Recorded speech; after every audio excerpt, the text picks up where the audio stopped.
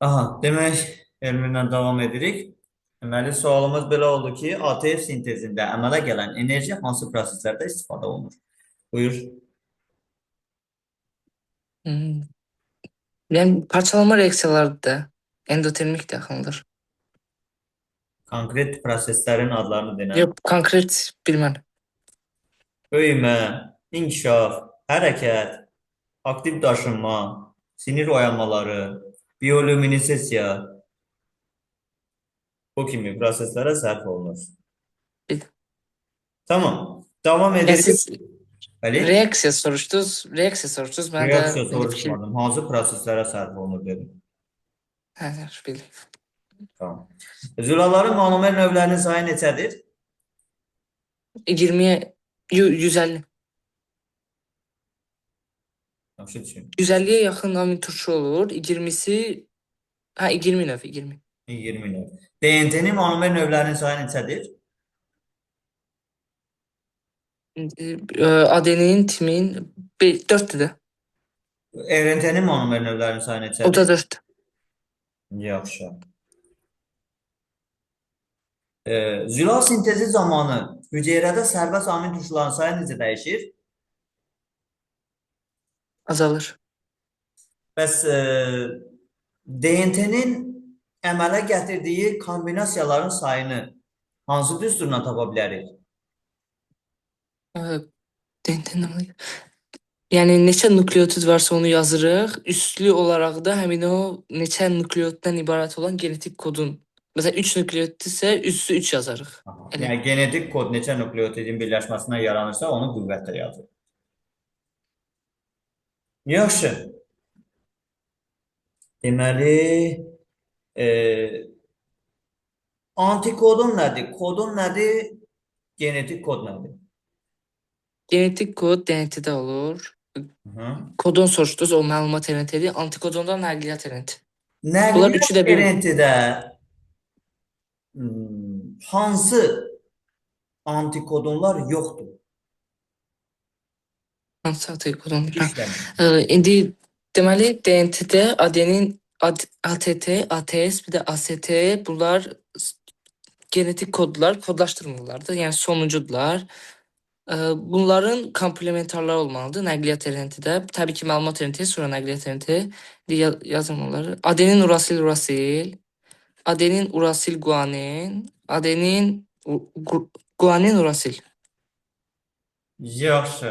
Hər halda beynimdə fikirləşmədim. Hər halda stop kodonların komplementarlarıdır da, onu demək istəyirsən. Hə, bəli, mən yazdım belə, onlar çox Bəli. düşmürlər belə Bəli. qabağa. Stop kodonların var, düşə bilər. Stop kodonların nəqliyyat RNT-də olan komplementarı olmur. Ona görə onlar gələndə zülal sintezi bitir. Yaxşı. Deməli, energetik mübadilənin üçüncü mərhələsində mitoxondri membranının xarici və daxili səthində potensiallar fərqini yaradan nədir? Hidrogen müsbətlə sərbəst elektronlar. Hansı xaricdə, hansı daxildə? İndi mitoxondriyada soruşdunuzsa, hidrogen müsbət xaricdə olur, keçir daxilə. Elektron daxildə olur, xaricə keçir. Sərbəst elektron nə elektronudur ki elə? Necə müəllim? Sərbəst elektron dedin, nə elektronudur elə? O hidroksildən qopan deyil, bəli, hidroksildən qopur. Xeyr. Hidrogenden kopurdaydı. O değildi. Xeyr, xeyr. Sərbəst elektron deyil ümumiyyətlə, daxildə olan. Hidrogen elektronunu itirirdi. Değildik. O keçirdi xaricə, o xaricdə dayanır da. Oksigenin elektronudur da, orada elə Oksigendir bir, də, yəni oksigenin elektronu deyəndə mənfi yüklü oksigen. bəli, bilməm. Mənfi Elə yüklü. həmin elektrondur da oksigenə birləşir.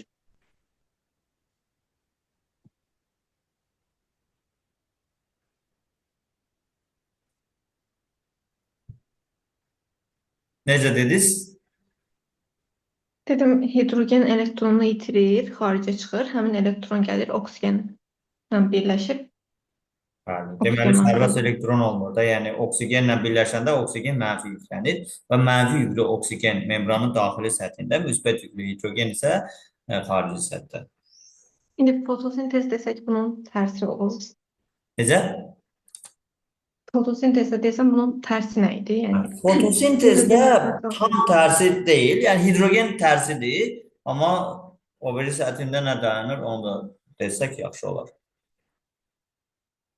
Daxili səthdə H müsbətdir və xarici səthdə hansıdır? Yəqin ki, sual mənə verdiniz. Elektronlar. Nəyin Sərbəst elektronları? elektron. Bu dəfə hidroksildən qopanlardır. Deyil. Sudan qopanlardır, yəni onu Deyil. hidroksilə çevrilir. Yox, bilmərəm. Kim deyə bilər? Hidrogendən Deyil. Oksigen hoş mənfi deyil. Hı? Fotosintez zamanı floroplastın daxilində, membranın xarici səthində mənfi yüklü sahə yaradan nəyin elektronlarıdır? Klorofil. Klorofilin elektronlarıdır. Bəli, nəsə. Yaxşı. Axıra qədər çox getmirəm. O hissələri onsuz da yenə sual cavab eləmişik. Keçmək istəyirəm. Çoxalma antigenezə 10 dəqiqəmiz getdi belə. Deməli, müəllim, olar çoxalma antigenezi əgər eləyəcəksə mənlə eləyin. Mən gedim çünki mənim işim var. Bundan sonra bir yerə getməliyəm.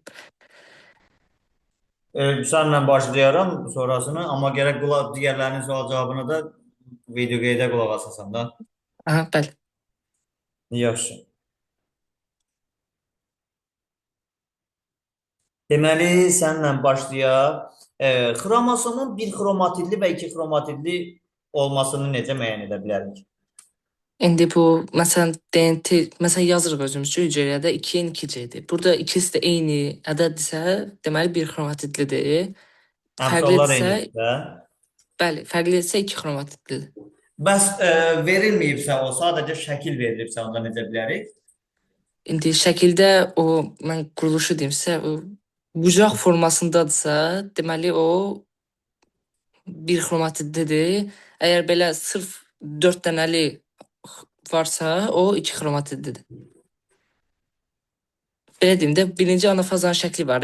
O şəkildəki, X-ə bənzər formadadirsə, bəli, o da 4 dənə şəkil, 4 dənədir ondan.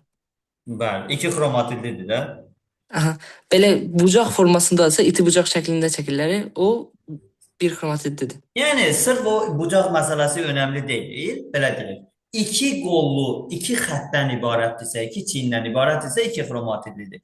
Bu bucaq dediyin elə bil ki, bir xəttin əyilmiş formasıdır. Yəni, bir xəttdən ibarətdirsə, yəni bir xətt bir xromatidli bildirir. O zaman bir xromatidli olacaq. Yaxşı. Sənə sual verək. Mitoxondri və plastidlərin ikiyə bölünməsi interfazanın hansı mərhələsindədir? Postsintetik olmalı deyəsən ən axırıncısı. Ən axırıncısı, bəli, fotosintetik mərhələdə baş verir. DNT-nin ikiləşməsi neçənci mərhələdədir? İkinci sintetik. Sintetik mərhələdə. Yaxşı. Deməli, vətər tellərinin qısalması mitozun hansı fazasında baş verir? Anafaza. Meyoz bölünmənin birinci anafazasını mitozun anafazasından necə fərqləndirə bilərik? İki xromatidlidir orada xromosomlar. Orada xromosomlar iki xromatidlidir. Başqa?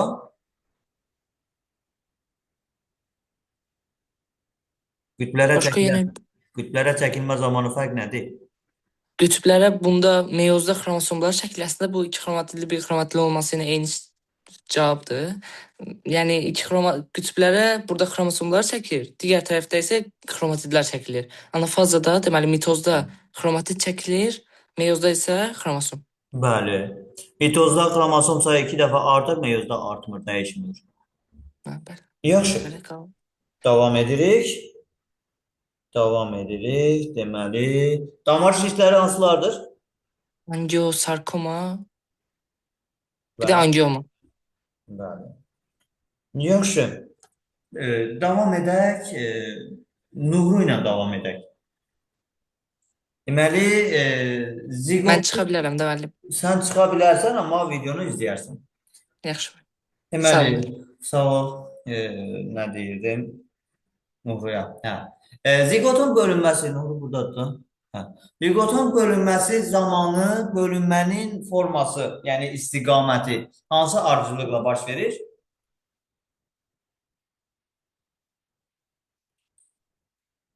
Nuhru, Səsiniz gedir, mən bir də deyin. bizə Səsiniz gedir, bir də deyin də. ziqot bölünməsi, yəni ziqot bölünərək çox hüceyrəli rüşem əmələ gətirdiyi zaman bölünmələrin istiqaməti hansı ardıcıllıqla olur? 2 dəfə uzunluğa, sonra enlə uzunluğa. Arzu böyle gedir. Enlə uzunluğa, enlə uzunluğa. Bəli. Yaxşı. Morula ilə blastulanın fərqi nədir?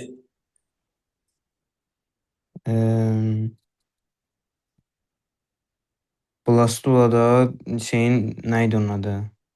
Kütləsi daha az olurdu da blastulaların. Çünki orada bölünmələrin əsas səbəbi orada qidalı maddələrin sərf olması idi. Belə bir şeydi. Və kənara çəkilirdi də. Hansında kənara çəkilir? Blastula'da. Blastulada kənara çəkilir, morulada isə hüceyrələr, yəni içəridə də olur, ümumi olaraq kürə şəklində yerləşir. Yaxşı. Və bir də o yumurta sarısının miqdarına görə 3 qrupa ayrılırdı. Onları denə. Deməli,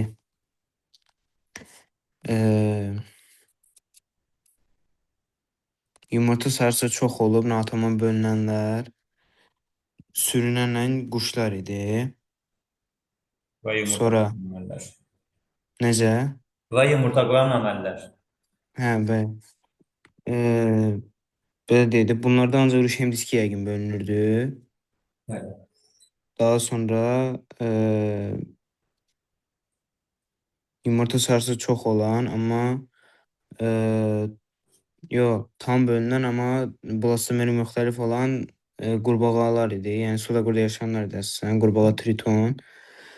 Sonra biri də qaldı. O əsas məməliləri zad onlar idi. Onlarda da tam və bərabər bölünürdü. Yumurta sarısı da həmçinin az olurdu.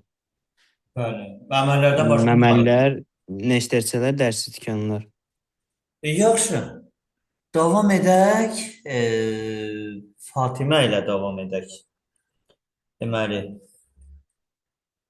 Fatimə, sinir borusunun əmələ gəlməsi nəyin nəyə təsiri nəticəsində baş verirdi? Təcrübə var idi orada. Ben hissədə ektodermanı çıxardıqda rüşem inkişaf edirdi, sinir borusu inkişaf etmirdi. Təcrübəni Sonra danışma, sadəcə qısa olaraq nəyin nəyə təsiri? Yəni biz yazmışdıq, sinir borusu bərabərdir filan şey, üstə gəlib filan şey. böyle bir şey olmamış. Neyse, deyirəm ki, ektodermada mezodermanı çıxarıb qarındakı mezoderma yerinə yerləşdirdikdə sinir borusu əmələ gəlirdi də. Elə İndi burada deyildi. nəyin nəyə təsiri oldu? Mezodermanın ektodermaya Hansı mezodermanın? bel hissəsindəki mezodermanın. Aha. Deməli, düsturumuz belə idi. Sinir borusu bərabərdir. Mənim dəqiq yadıma gəlir. Biz bunu yazmışıq bir neçə dəfə. Sinir borusu bərabərdir. Bel mezoderması üstə gələk ektoderma. Yəni qısacası bel mezoderması ilə ektoderma varsa bir yerdə, deməli sinir borusu əmələ gələr. Mezodermada bel mezoderması mütləqdir. Ektodermanın növü mütləq deyil. Yəni bel ektoderması da, qarın ektoderması da ola bilər. Tamam. Sənə başqa sual verək. Deməli, kəpənəyin inkişafından bəlkə də çox sual-cavab eləməmişik və istəyirəm ki, ona da diqqət yönəldək. Pup mərhələsinin xüsusiyyətlərini izah edək. Zülfə, pup, yetkin. Pupda neçə aysa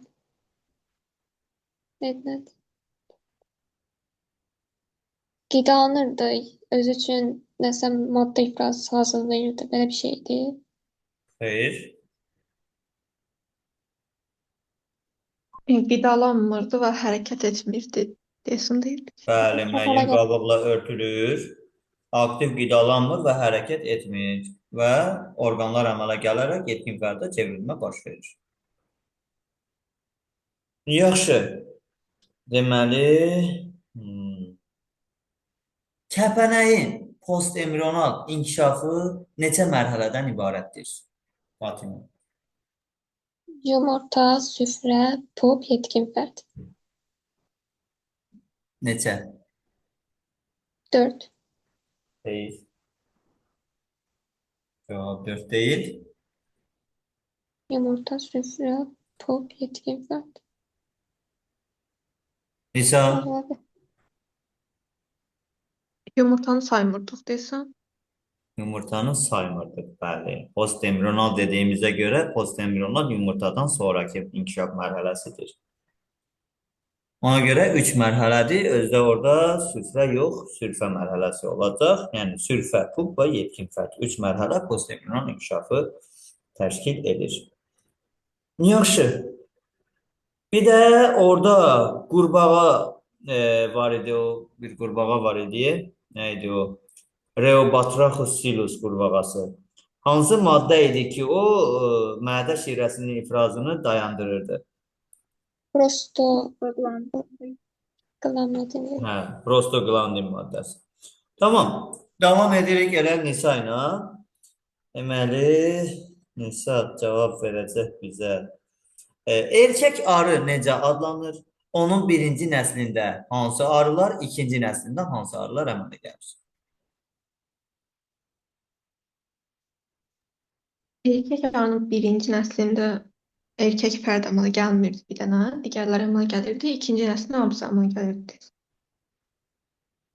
Bəli, birinci nəslində yalnız dişi arılar, ikinci nəslində həm erkək, həm dişi arılar əmələ gələ bilər. Deməli, toyuğun yumurtalığının yetişmə zonasına 2 hüceyrə daxil olubsa, yəni yanınızda dəftər varsa qeyd də edə bilərsiniz. Toyuğun yumurtalığının yetişmə zonasına 2 hüceyrə daxil olubsa, bu zonanın sonunda əmələ gələn yönəldici cisimciklərdən maksimum neçəsi X cinsi xromosom daşıyacaq? Sualı təkrarlayıram. Toyuğun yumurtalığının yetişmə zonasına 2 hüceyrə daxil olubsa, bu zonanın sonunda əmələ gələn yönəldici cisimciklərdən maksimum neçəsi X cinsi xromosom daşıyacaq? 4. Bəli? 4 dənə. 4 dənə 4x 4y olur. Bəli, bəli. Maksimum 4, minimum neçə bəs? Minimum 2. Minimum 2, bəli. Yəni, qamət X daşıyırsa, 2 dənə qamət X olacaq. Yönəldicidən ikisi X, 4-ü Y. Qamət Y olarsa, yönəldicilərdən ikisi Y, 4-ü X olacaq. Yəni, X-in sayı maksimum 4, minimum 2 olacaq. Yaxşı. Bir də erkək balasının adını soruşdunuz, onu bilmədim. Hə, onu truten idi. Həşəratlar mövzusunda keçmişik. Davam edirik xanım Nisa ilə. Xanım Nisa bizə cavab verəcək. Çiçəkli bitkilərdə ana tozluq hüceyrəsindən maksimum neçə sperm, bir ana tozluq hüceyrəsindən maksimum neçə spermi əmələ gələr? 8 dənə. 8 dənə spermi əmələ gələr. Spermilər bilavasitə hansı bölünmə yolu ilə yaranır? Meyoz.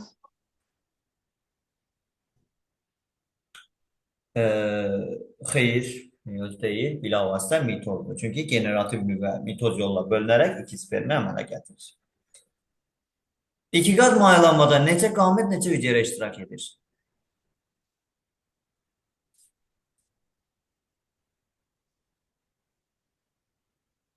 Qamət olaraq 2 qamət iştirak edir. 2 qamət hansılardır?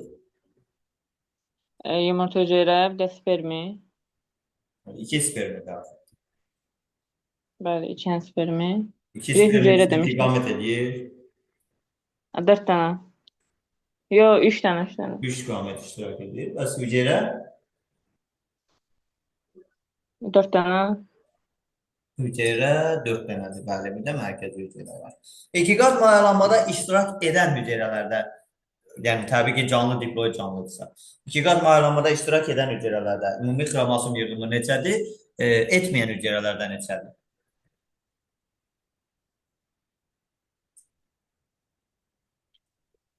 İştirak edənlərdə yumurta hüceyrədə 2N-dir, spermlərin hər ikisi NN-dir. İştirak etməyəndə isə mərkəzi hüceyrə idi, o da 2N-dir. Bu necə olur? Mərkəzi hüceyrə ikiqat mayalanmada iştirak eləmir.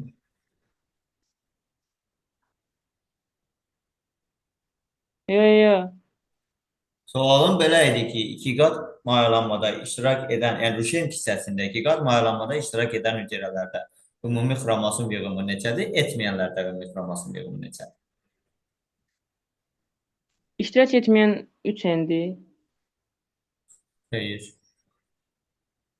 Bilmirəm. İştirak etməyən ümumi 5 dənə hüceyrə idi, haploid idilər, cəmi 5 n olur. Edənlər də yumurta hüceyrə N-dir, mərkəzi hüceyrə 2N-dir, spermilərdə NN toplayırıq, eləyir 5N. Yəni edənlərdə də ümumi 5N-dir, etməyənlərdə də ümumi 5N. Nədə qalır? Bəli. Tamam. Davam edirik və növbəti sualımızı Nurçinə verək. Əgər Mən çıxa bilərəm mən. Yəni 2-3 dəqiqəyə bitirərik onsuz. Məşğələm var ona görə. Axırlarda məşğul neçələri ki? 25-də olacaq. 20-25. Yaxşı, çıxa bilərsən. Nurçinlə davam edək. Deməli, Nurçin, əgər pomidorun yumurtalığında 10 dənə yumurtacıq varsa, bu zaman onun sütuncuğunda neçə tozcu borusu yarana bilər maksimum? Maksimum bir dənə olurdu. Xeyr, 10 dənə. 10 dənə. Hər yumurtacıq üçün bir toxumdur və hər toxum üçün bir tozcu borusu əmələ gələcək. Və bir dənə də sənə sual verək. Yumurtacığı çox olanlar bəzən hansılar idi? 2 dənə də Çox var. toxumlu olanlar da yəni.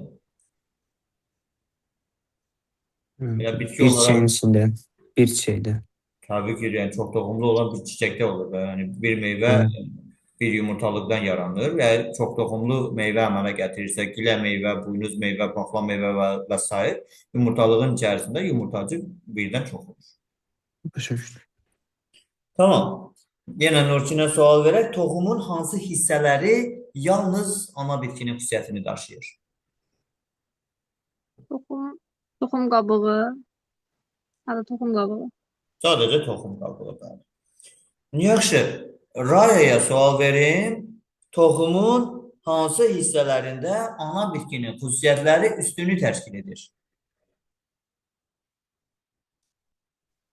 Endospermli idi də, çünki orada mərkəzi hüceyrə 2N daha çox anadan gəlirdi, Bəli. N də spermdən gəlirdi də. Endospermdir, toxumu da götürə bilərik. Yəni üstünlük, yəni orada tam ana bitkidir. Yəni yenə üstünlük təşkil edir də onu götürmək olar. Həm endosperm, həm də qab. Yaxşı. Bir rişem hissəsində neçə mitoz bölünmə baş verir? Raya? 7. 7. Yaxşı. Sonra sənə sual versək. Nə sual verək? Zigot neçə hüceyrədən ibarətdir? 2 hüceyrədən, yəni Bir hüceyrəlidir. zigot bir hüceyrə, aha, Bəli, düşündüm elə bəlkə də bəziləriniz fikirləşərsiniz elə ki, yumurta hüceyrə ilə spermatozoid birləşir, 2 hüceyrəlidir. Xeyr. Zigot bir hüceyrəlidir. Yəni orada deyir ki, spermatozoid yumurta hüceyrənin içərisinə daxil olur və onu mayalandırır. Yəni bir hüceyrəli hesab olunur. və həm də biz sitologiyada hüceyrə canlının inkişaf faididir. Yəni hüceyrə, yəni ziqot bir hüceyrə sayılıb canlı hüceyrədən inkişaf edir. Və sən axırıncı sualımız olaraq Raya izoqamiya, anizoqamiya və ooqamiyanı izah elə və bununla bugünlük sağollaşıq. Hə, ooqamiya, nəsə, ooqamiyada çox vaxt toxumlarda örtülü toxumlarda idi.